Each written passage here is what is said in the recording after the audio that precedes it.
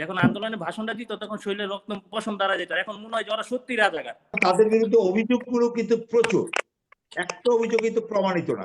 প্রমাণিত আপনি প্রমাণ করবার জন্য কেউ উদ্যোগ নিলে না, এটা প্রমাণিত হতো। এ পর্যন্ত কোন দুদক কি এ পর্যন্ত কোনো ধরনের তদন্ত করেছে? এ পর্যন্ত কোনো সংস্থা কি এই এগুলি তদন্ত করবার জন্য দায়িত্ব নিয়েছে? আগামী দিনে বিএনপি কে ডুবানোর জন্য একমাত্র সালাউদ্দিন যথেষ্ট।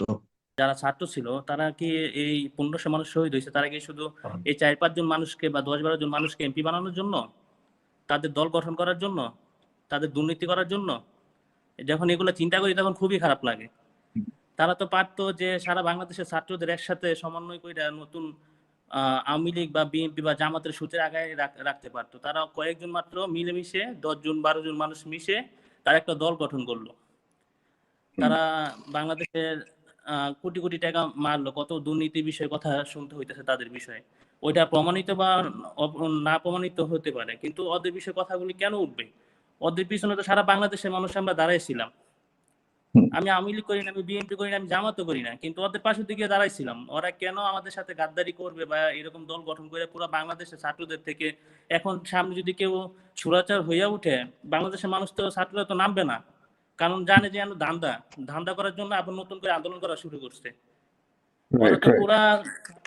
বাংলাদেশের মানুষ আর সামনে কোনো আন্দোলন ছাত্রদের তো বিশ্বাস করবেই না, নতুন কোনো আন্দোলনে মানুষ নামবে না। তারা পুরাপুরি এটা ধ্বংস করে দিছে। আমি এই কথা কওয়ার জায়গা পাইতেছি না। আমার যখন আমি টকশো গুলি শুনি আপনাদের, আমার কাছে খুবই কষ্ট লাগে।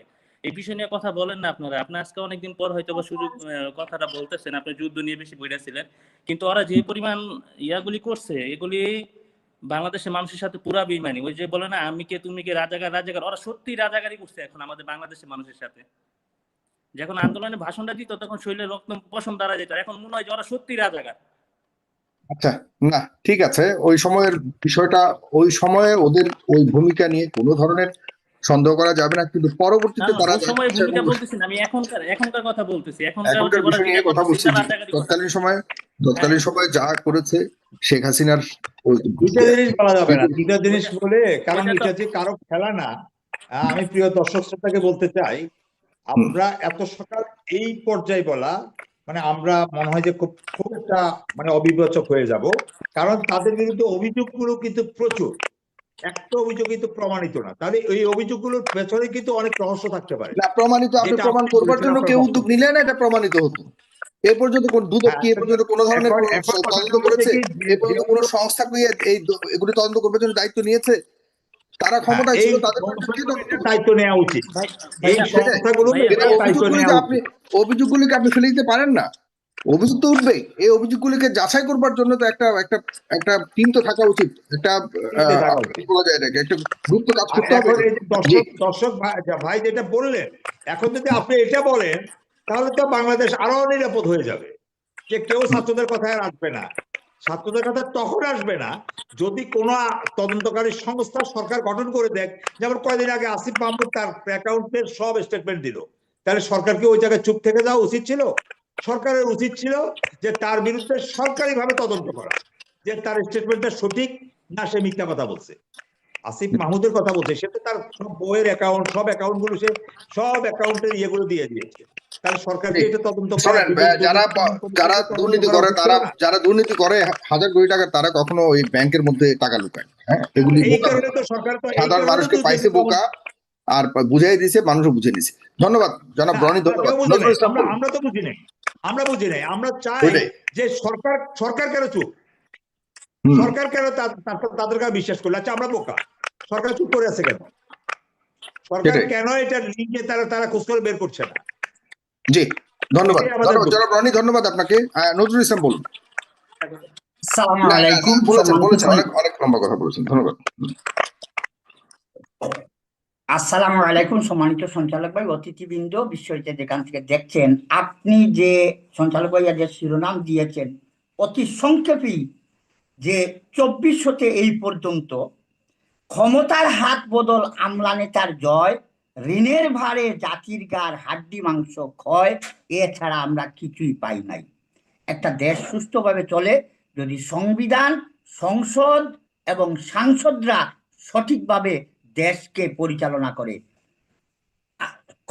সংবিধানের 7 নম্বর ধারায় আছে, প্রজাতন্ত্রের সকল ক্ষমতার মালিক জনগণ এবং জনগণের পক্ষে সেই ক্ষমতার প্রয়োগ কেবল ওই সংবিধানের অধীন ও কর্তৃত্বে কার্যকর হবে। লজ্জাজনকভাবে ও ধ্রুব সত্য, 70% ভোটের 5 কোটি ভোটার যে গণরায় দিল সালাউদ্দিন সেটা বলে সংবিধানে নাই। কাজে আমি আর কথা বাড়াচ্ছি না। সংবিধান ডুমের হাতে মর্গে কাটা লাশ, সংসদে এমপি মন্ত্রী জাতীয় সন্ত্রাস। সংবিধান ডুমের হাতে মর্গে কাটা লাশ, দলীয় স্বার্থের স্বৈর শাসন, গণতন্ত্র ক্রাস। সংখ্যাধিক্যের কামানগুলা সংবিধানের বুকে, স্বীয় দলের সমর্থনে হুক্কা হুয়া হেকে আমজনতা জিম্মি করে আইনের শাসন বন্দী। আগ্রাসীদের স্বার্থ চুক্তির চুক্তি দায় সন্ধি, দেশটা পাবে মায়ের কাবিন, আমরা তাদের দাস। গণরায়ের ধর্ষণে মত্ত রুদ্র জাতির দাস। খেলাফি দ্বৈত ঋণ খেলাফি সংবিধানের মানা, খেলাফি দ্বৈত ঋণ খেলাফি সংবিধানে মানা, তবুও কোনো এমন মন্ত্রী সংবিধানে কানার গোরের কানা। রিজার্ভ শেয়ার পাচার লুপাট ভান্ডার হরি লুটে, তাই তদন্ত আদায় শাস্তি ভুলেও আনে না ছুটে।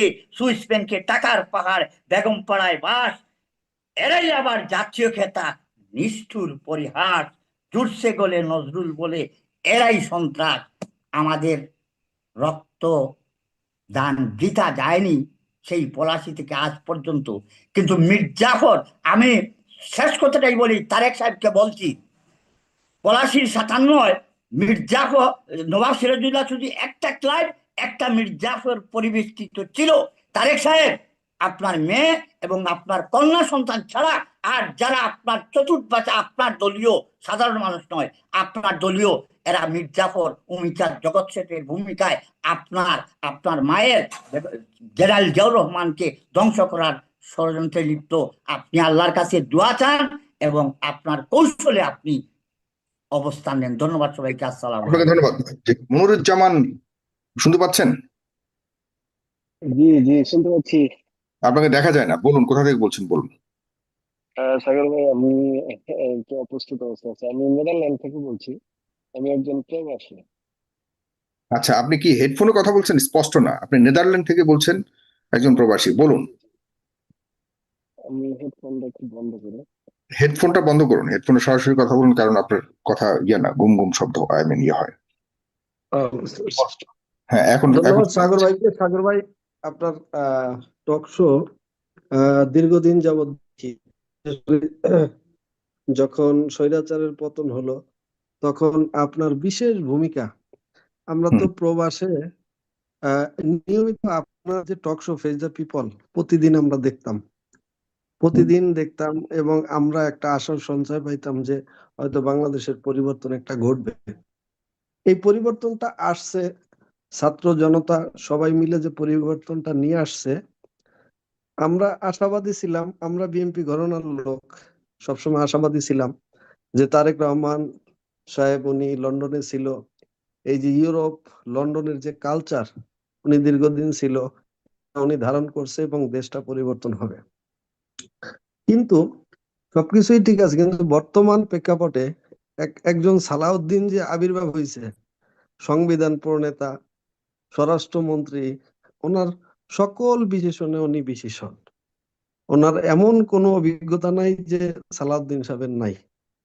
আমি মনে করি আগামী দিনে বিএনপি কে ডুবানোর জন্য একমাত্র সালাউদ্দিন যথেষ্ট, এবং আবার একটা গণ অভ্যুত্থান হওয়ার সম্ভাবনা আমরা দেখতেছি। আমরা প্রবাসীরা যারা আছি, আমরা অনেক কষ্ট করি, এদেশে অনেক কষ্ট করি, ইনকাম করি, দেশে রেমিটেন্স পাঠাই। আমাদের দেশের প্রতি যে একটা ভালোবাসা, এটা বলে বুঝাতে পারবো না। আমরা সব সময় দেশকে ভালোবাসি, আমরা চাই যে দেশে যারা আছে সবাই ভালো থাকুক, থাকুক। কিন্তু আমি মাননীয় প্রধানমন্ত্রীর দৃষ্টি আকর্ষণ করব যে বর্তমানে তার যে শেষ করবেন জি আপনি। এখন মূলত বলতে চাচ্ছেন কি, এটা একটু শেষ করেন বলে। মূলত বলতে চাচ্ছি যে দেশটা, প্রধানমন্ত্রীর দৃষ্টি আকর্ষণ করছি যে দেশটা কিছু কিছু লোক আছে, এদেরকে পরিবর্তন করে ওনার একটা বিচক্ষণ ভূমিকার মাধ্যমে দেশটাকে এগিয়ে নিতে হবে। আমাদের দেশটা উনি তো আজকে ভালো ভূমিকা পৃথিবীর রাখছেন, উনি বুকে প্রতিনিয়ত নিজেই মাঠ পর্যায়ে গিয়ে তিনি বিভিন্ন ধরনের তদারকি করছেন, তিনি দেশের বিভিন্ন প্রান্তে নিজেই যাচ্ছেন, তিনি বসে নেই। উনি তো বসে নেই, কারণ হচ্ছে দেখেন ওনার যারা চেলাপেলা যারা আছে, উনি তো একজন প্রধানমন্ত্রীর কিন্তু সবকিছু জানা সম্ভব না, এবং ওনার কিন্তু অনেক এজেন্সি আছে, অনেক এসএসএফ বলেন, অনেক ওনার ইন্টেলিজেন্স এজেন্সি আছে। ওনার এগুলো খবর নিয়ে যে কিছু কিছু জায়গায় যে দেশে আইন শৃঙ্খলার যে অবনতি, ছিনতাই, ধর্ষণ থেকে শুরু করে যাবতীয় যতগুলা ঘটতেছে, স্বরাষ্ট্রমন্ত্রীর কাজ কি? স্বরাষ্ট্রমন্ত্রীর কাজ কি সংসদের সংবিধান করা, সংশোধন করা? এই জিনিসগুলোর প্রতি দৃষ্টি দিলে আমরা চাই বাংলাদেশটা এগিয়ে যাক। আমরা আমরা আমাদের শ্রম শক্তি দিয়ে বিদেশ থেকে যতটুকু রেমিটেন্স দেশে পাঠানো সম্ভব আমরা আপ্রাণ চেষ্টা করতেছি। আর ধন্যবাদ, পাশাপাশি ধন্যবাদ। জি, অবশ্যই। না, আমি এরপর প্রবাসীদের বিষয় নিয়েও একটু বলবো। ধন্যবাদ আপনাকে, ধন্যবাদ জনাব মনিরুজ্জামান।